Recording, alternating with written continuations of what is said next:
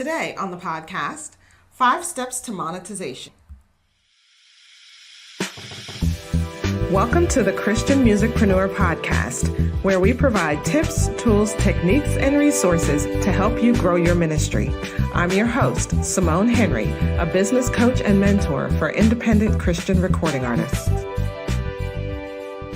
I'm Simone Henry. I help independent Christian recording artists to monetize their music ministries by helping them to brand themselves and build and engage their fan bases. So that's part of what we're going to talk about today. I have been working in the music industry for a few years now. I started Eshe in 2014.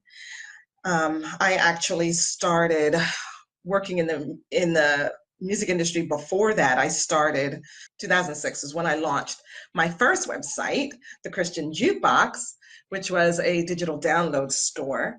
But a lot of you will probably know me from CJB Radio. I started CJB Radio as a companion to the Christian Jukebox.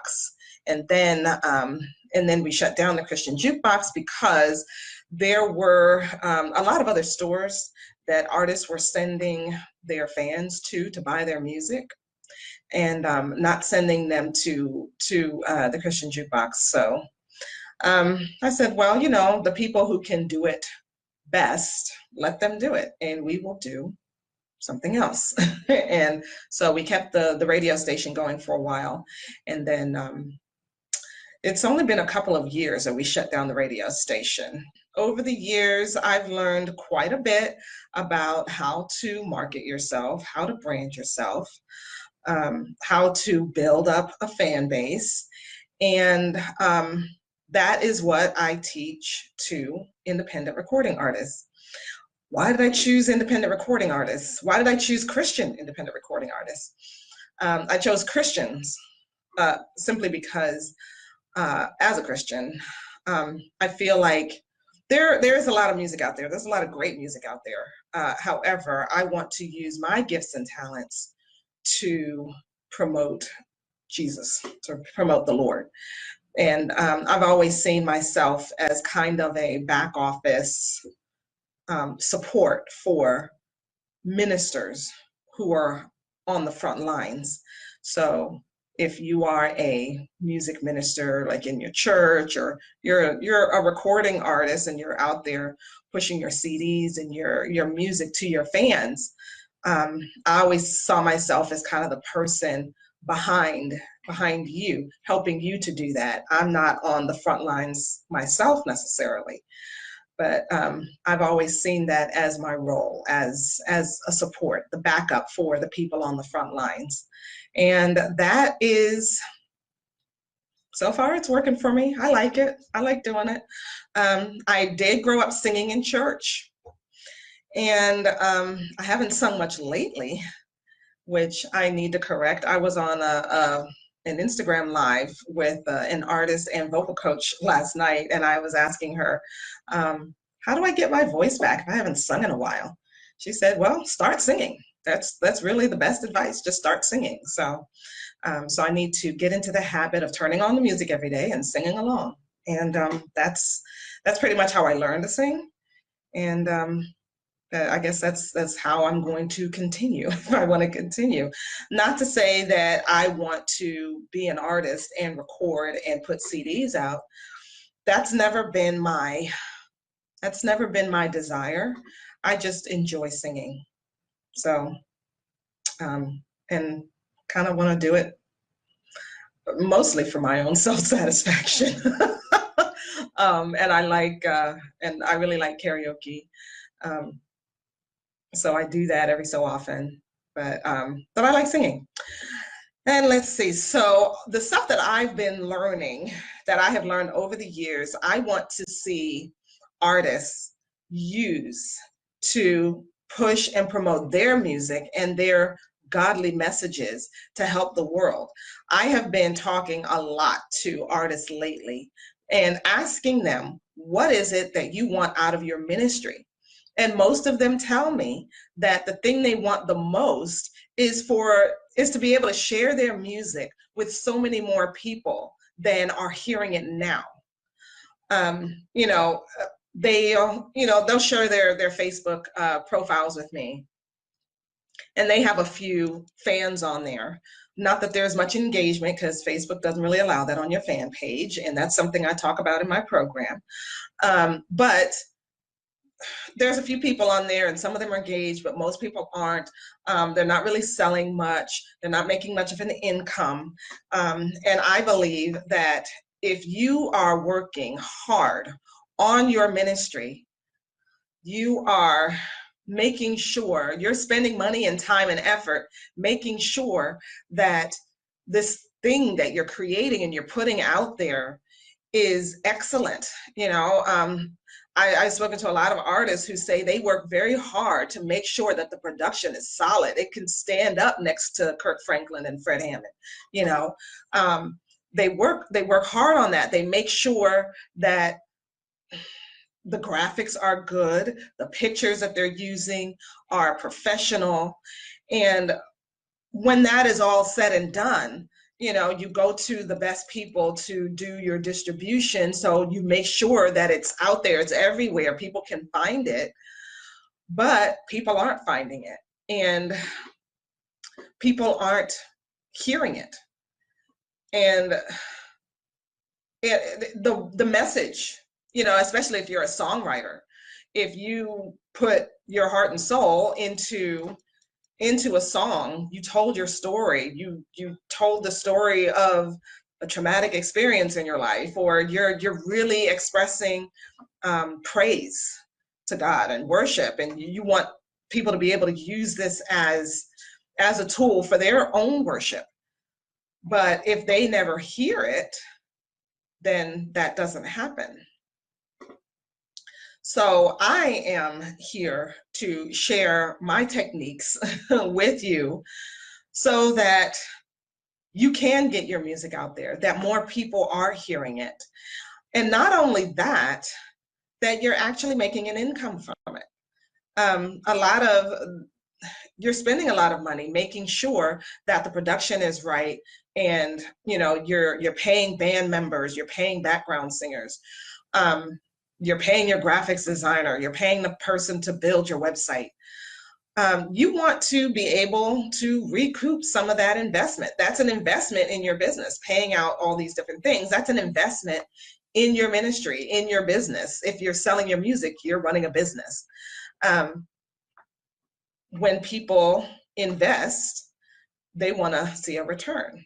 And I'm sure because you're here watching me tonight, you want to see a return on your investment. That's only logical. Logical is in my brain right now. I'm stuck on Star Trek. It's only, it only makes sense. It only makes sense. If you're making an investment, you want to see a return on that investment. So, so that's why I do what I do. I want to help. Hey, Renee, I want to help independent Christian recording artists. And one of the things that why I focus on independent artists, I started with independent artists. Really, I never really heard of independent artists really until I actually started in this business. When I first started the Christian Jukebox, I went to the big distributors to ask them for their music so I could sell it. They get their cut, I get mine. And of course, the artist gets theirs. But they wanted $200,000. And so I found some people who were working in the music industry, but they were working with artists who weren't household names. And when I got into the community and started working in the community, then I realized that this is the place to be, because the big name artists already have a lot of help and they have resources. The people who need the help are independents who don't have the big label machine behind them, pushing them to go further and faster and, get into everybody's household and everybody's, onto everybody's screens and on everybody's radio. So, so independents are the ones I feel that I can help the most with what I do. So, another reason why you might be here, you're tired of the unfulfilled promises of the music industry. I've heard a lot from artists who say they've gone to a lot of, they've gone to radio stations, they've gone to the radio promoters, they've gone to, PR people, they've gone to just different people who promise that they can make them a household name, they can make them a star. And it doesn't happen. And a lot of times they'll spend the money, but none of that happens. Well, as a matter of fact, nobody can promise you that. Nobody can promise that they will make you a household name, especially if they're not a household name themselves, simply because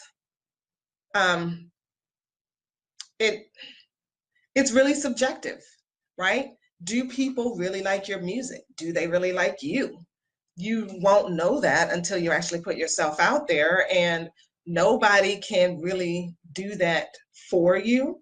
They can take your materials, they can take your music, they can take your CD covers, your graphics, and they can share them around to all their contacts.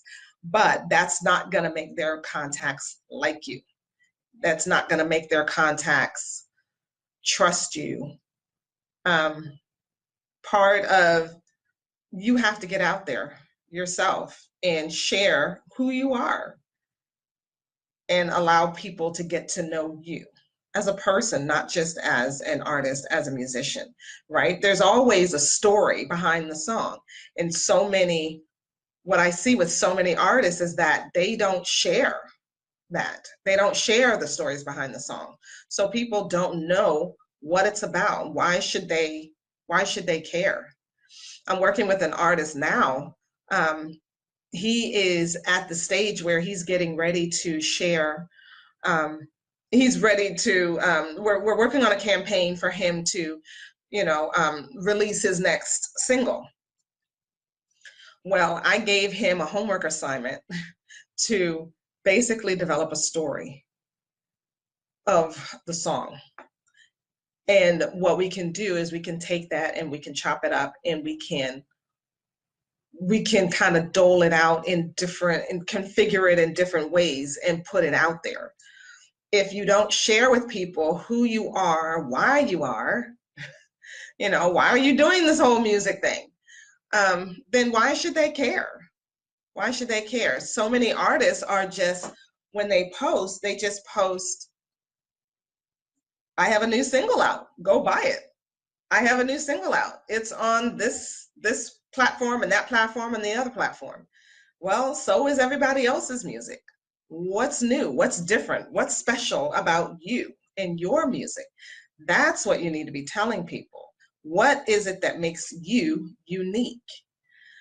So many artists don't do that, and they end up looking like everybody else, when in reality, you're not like everybody else. You're not everybody else. So that's what needs to be shared. Who are you? What makes you so different? Why should I care? I like to say on Music Industry Makeover, everybody's favorite radio station is WIIFM. What's in it for me? That's what your fans want to know. That's what your audience wants to know. What's in it for me, right? If I didn't tell you what was in it for you, you would not be here watching me on this Facebook Live tonight. If I just said, I'm going to do a Facebook Live at 7 o'clock, you should come. Well, why should you spend your precious time watching me? What's in it for you? If I don't tell you why you should come, why would you care? Why would you want to see me sit here and talk, right?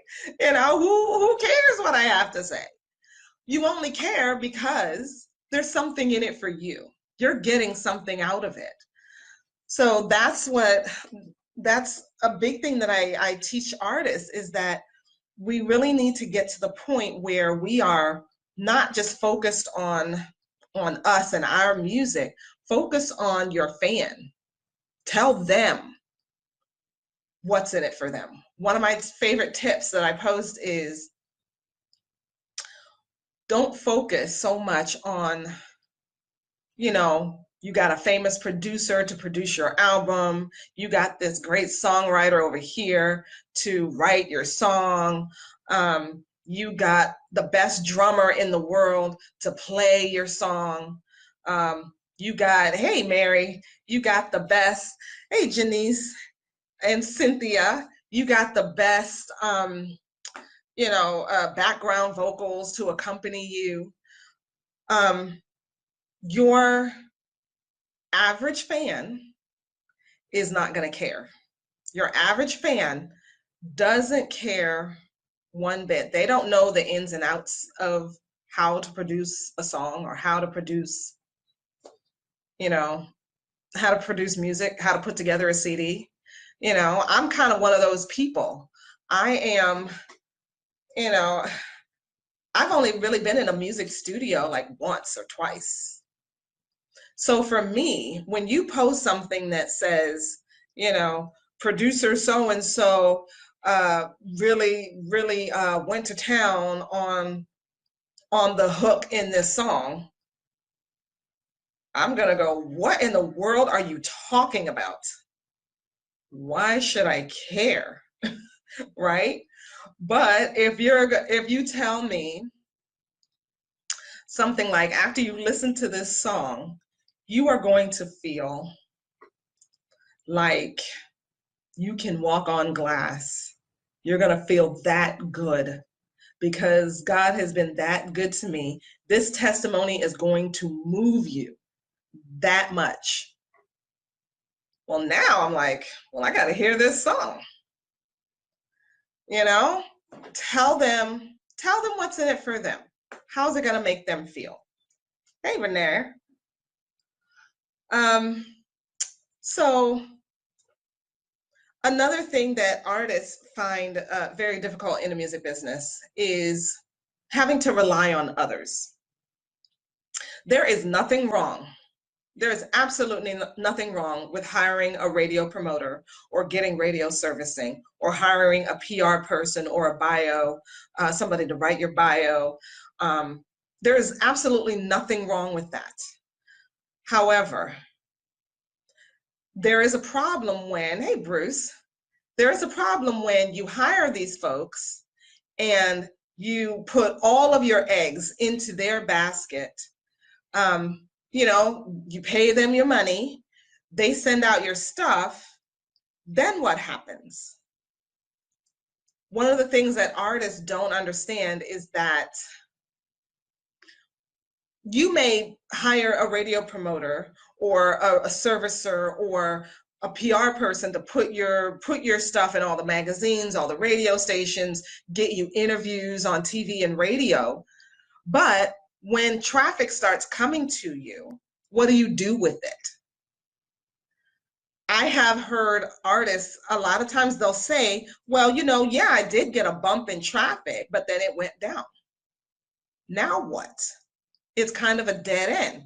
Once your music gets on the station and it's playing every day for several months, how do you bring those listeners into your world?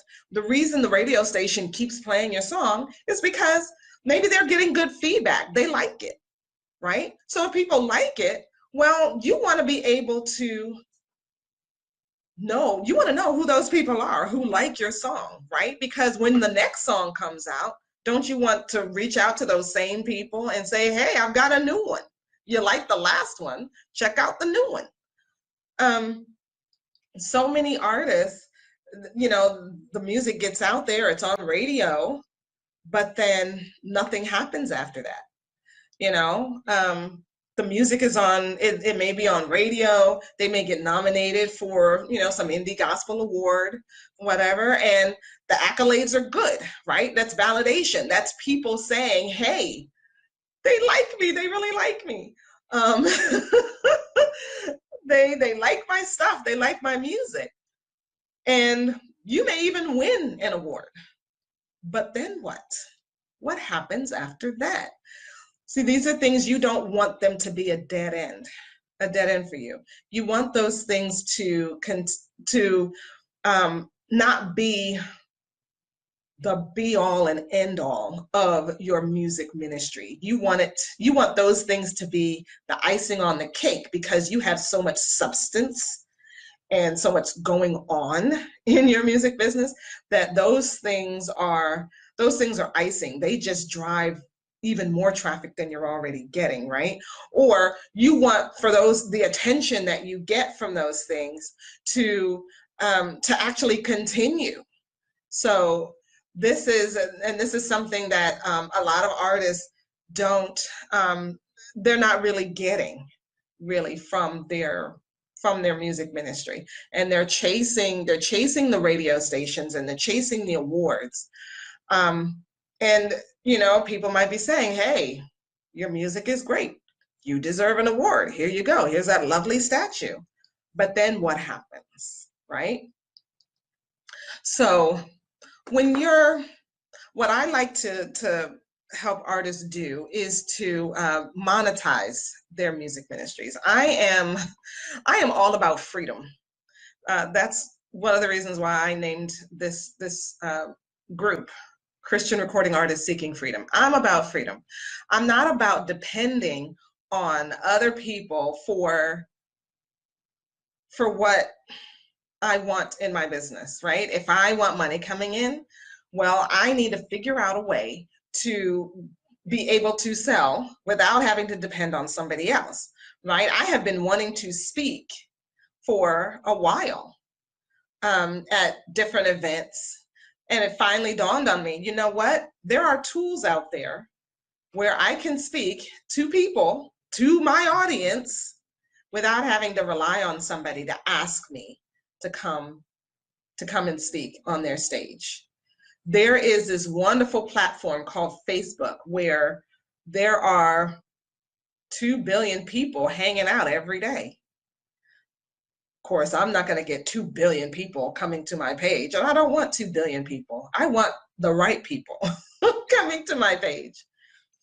And I can sit here and I can talk to them, directly to them, without anybody else filtering out what I'm saying, without some moderator saying, oh, that's nice for those people but not right for y'all, or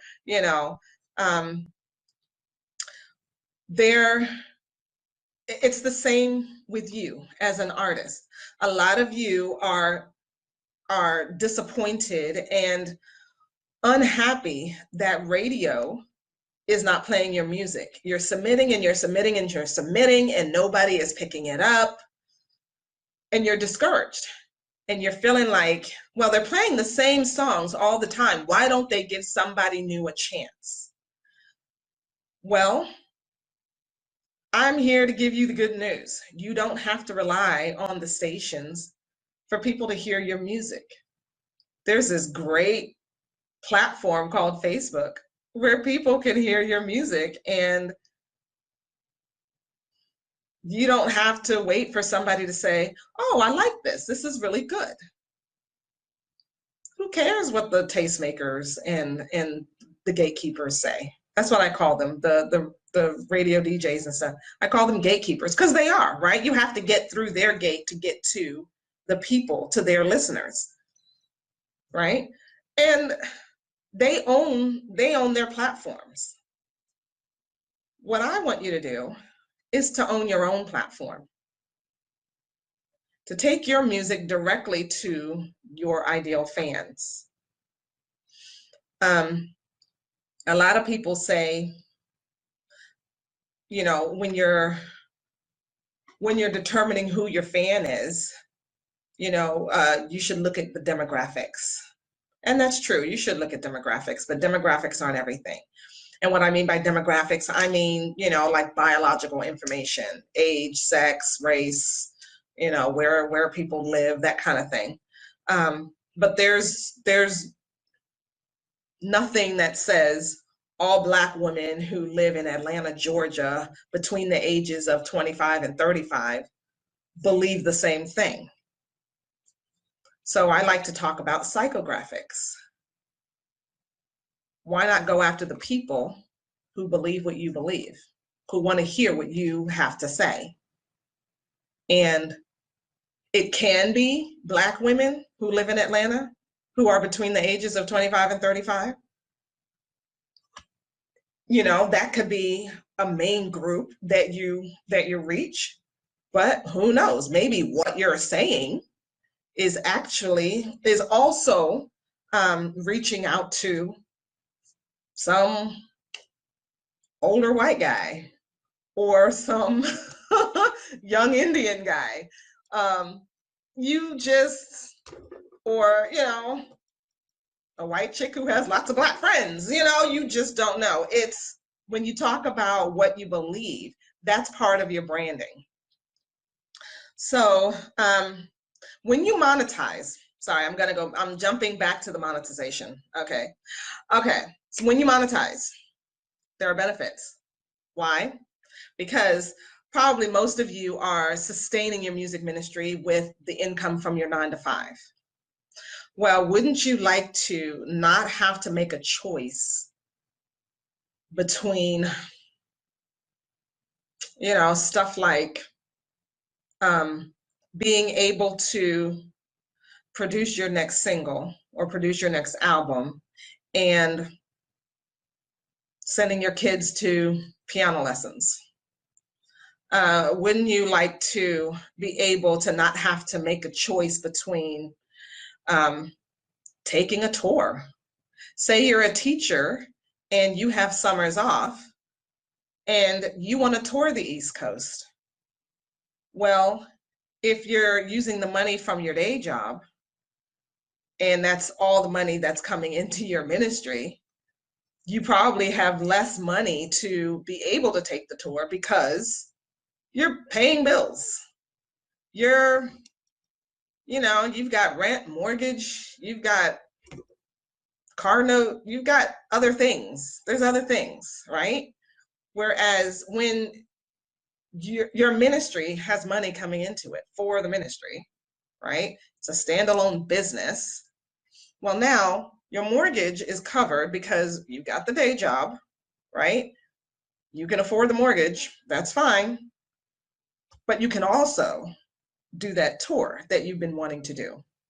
You can buy a new van that you can take the tour in. You've got some great stops along the way that you've been wanting to do. Hey, David, when you have that income coming in from your ministry, now your ministry is able to sustain itself. I speak from experience. It is a wonderful feeling. It's a wonderful feeling when, like my big thing right now that I'm working on in my personal finances is saving an emergency fund, a nice, healthy emergency fund, and getting out of debt.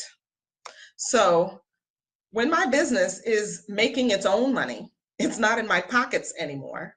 I like to say my baby's not in my pockets anymore.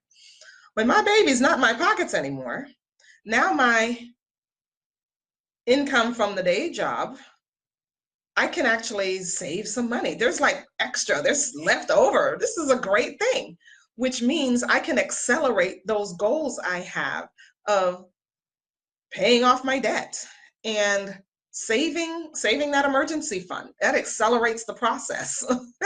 It's a wonderful feeling.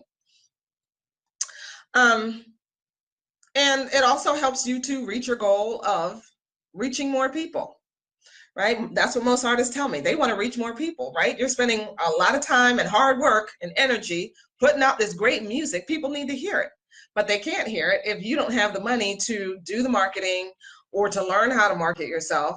And so nobody really hears it. except for your original super fans, your mom and your auntie and your cousins, you know, and them. And eventually that they kind of run out. You want to have new people, people who've never met you before. You want to have some new energy in your ministry. And that's a wonderful thing to have happen. Okay, my 5 steps, right? I haven't gone through my 5 steps. I've touched on them a little bit. Okay, first step, this is how I work with people. I first do a branding boot camp. And in my branding boot camp, I teach you how to brand yourself in a way that's not just about your logo, your colors, what you wear. Remember when I was talking about psychographics? It's also about your message. When you know how to describe yourself and you know how to hone your message and talk directly to people about what your overall message is, what your guiding principle is, then people will flock to you based on not your logo, that's just an image, but based on who you are as a person, as a musician, as an artist. And that's what you want. So I help people to hone their message and to learn how to describe themselves in such a way that it makes it easy for people to figure out if you're the artist for them. Hey, Glenn, how are you? It's been a while. Well, hopefully a lot of people will watch this on the replay. And of course, you know, I don't do this very, very often. I do need to do it more often. Maybe the next one will be, I do want to do one on monetizing online concerts because, well, most of us are stuck indoors, and monetizing online concerts, I think, is relevant right now. Okay, so that's my first step. The first step is the branding boot camp. Then we do a branding audit. And when I say audit, it's it's not as painful as an IRS audit. It's looking at the assets that you have and seeing where the gaps are, right? So we have a way to describe you. We know what your main message is. So now we need to look at your presence online, on paper, physically. You know, we look at these things and we see, do they match the message that you want to portray, right? I always tell this story. I don't know if you've never heard it. So I was at this conference. Hey, Ron. And we were doing a showcase. And at the showcase, this lady walked up front and she was about to sing a song. And from looking at her, she looked like, hey, Van, she looked like what do you call it? She looked like a traditional gospel artist. You know, she looked like somebody from, I don't even know how to describe it. I'm not big into traditional music, but you know, the 70s, the 80s. She kind of looked like she would sing something like a Shirley Caesar type of deal, right? That's what she looked like. And then the music started. And from the music, you know, from the intro didn't match what she looked like. And then she started singing, and then she really didn't sound like what she looked like.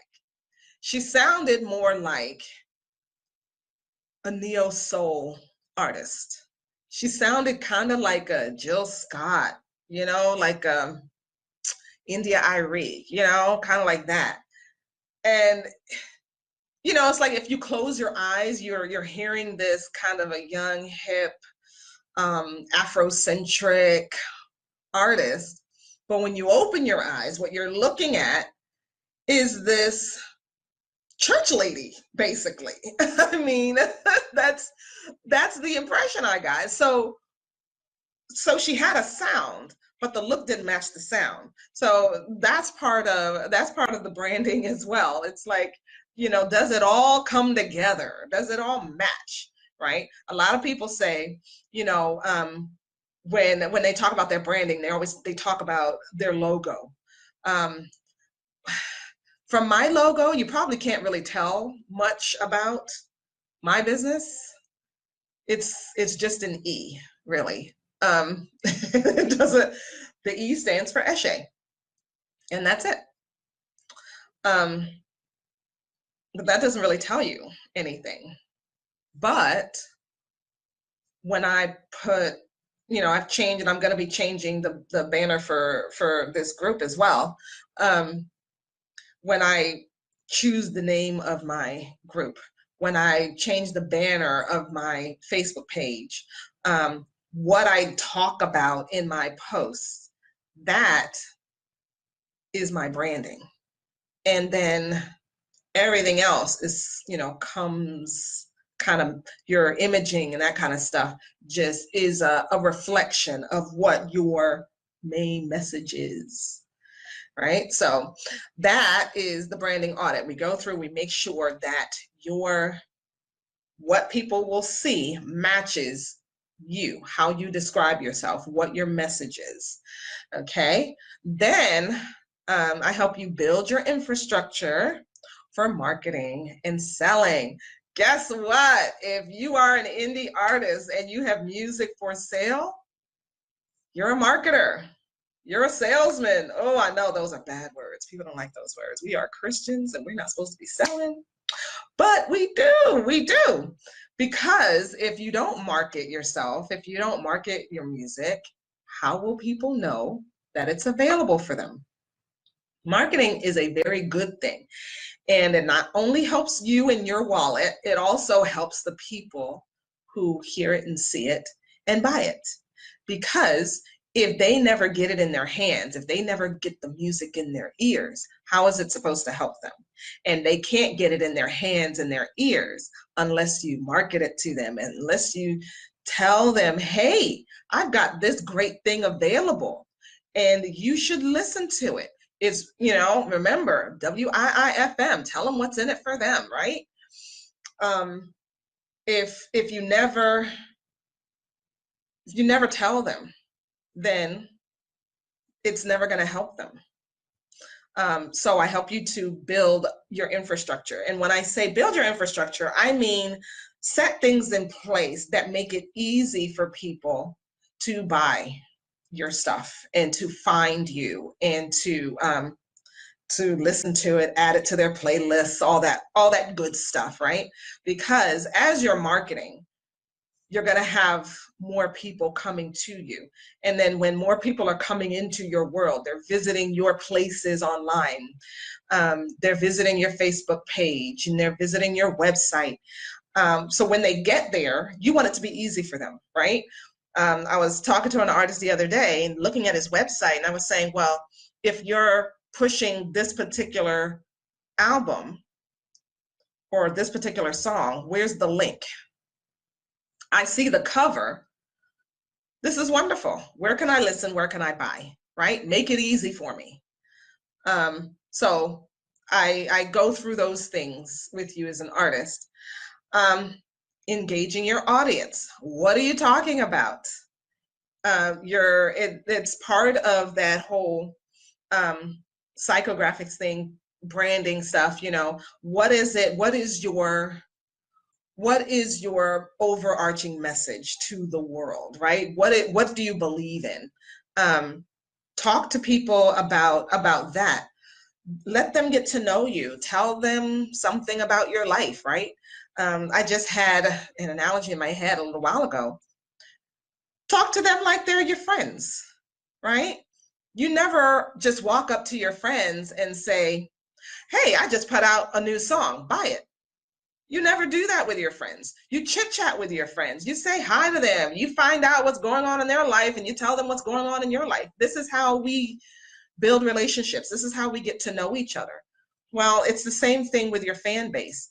Get to know them and allow them to get to know you. And when I say talk to them as friends, you don't have to talk to them as though you're close friends, right? Even Jesus had an inner circle, right? He had the top 12 because he had like a lot more people following him all the time. And then he had top 12. And out of those 12, he had 3. And out of those 3, there was one that was best friend, right? So our relationships go in degrees. Everybody doesn't have the same relationship with us, right? I'm not going to tell you the same things I tell my sister. But I still count you as a friend. So talk to people like they're your friends and share stuff with them. That's how they'll get to know you. And when they get to know you, build up. You've heard me say this a couple of times, know, like, and trust. The more they get to know you, the more they like you, the more they trust you. And guess what? People buy from the people they like, right? So I help you to build up KLT, know, like, and trust. That's what the engaging the audience is about. And then the 5th step is make sales. Make it easy for people to buy from you. These people who are your new friends, who are your super fans, who you've built KLT with, you want to sell to them. That's part of the monetization process, making sales. And in order to make sales, you have to ask, right? And you know how I always say, all your posts shouldn't be buy my stuff, buy my stuff, buy my stuff. But every so often, you need to say, buy my stuff. That's how else are they going to know if you have something for sale that you want them to buy, right? So you do have to ask them, just don't ask all the time, right? So we talk about that. If you are loving this content and you want to work with me to help your ministry move forward, then schedule a call with me now at eshemusic.com/MMA. That's ECHEmusic.com/MMA. I'm looking forward to talking with you. Thanks for listening to the Christian Musicpreneur podcast. If you enjoyed this episode, it would mean a lot to me if you would like, share, and subscribe to this channel. Feel free to share your takeaways in the comment section below and join my free Facebook group, Christian Recording Artists Seeking Freedom. See you next time, and remember to take action and